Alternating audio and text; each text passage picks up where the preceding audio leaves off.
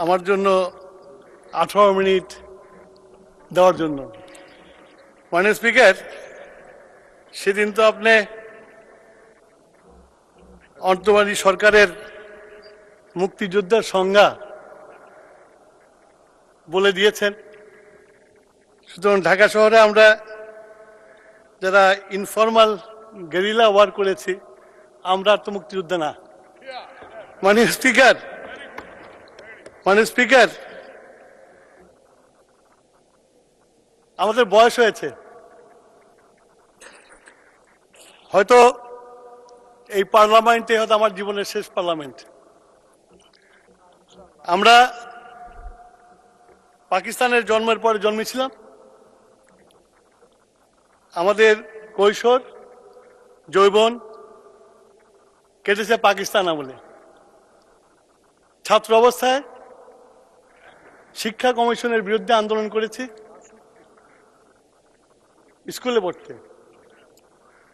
তারপরে হামিদুর কমিশন এর আন্দোলন করেছি, সরস্বতীতে আন্দোলন করেছি,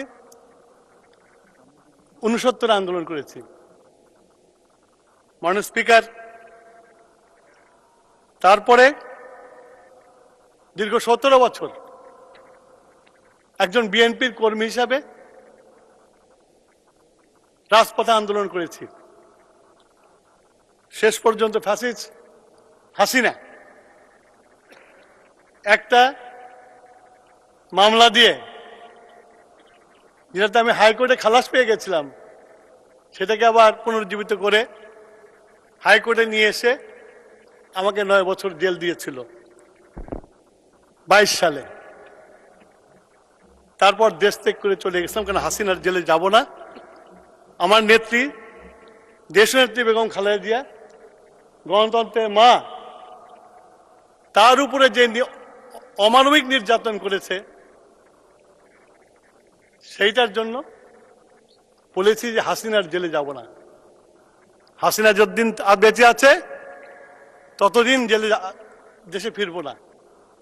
আল্লাহর কাছে হাজার শুকুর, হাসিনার জেলে আমাকে যেতে হয় নাই। হাসিনাই দেশ ছেড়ে চলে গেছে।